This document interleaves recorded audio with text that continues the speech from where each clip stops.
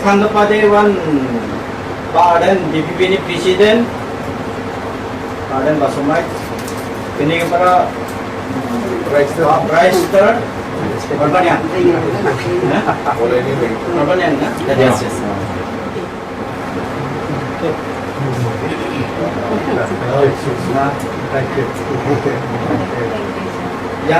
Yang leader saya mulai ini MLA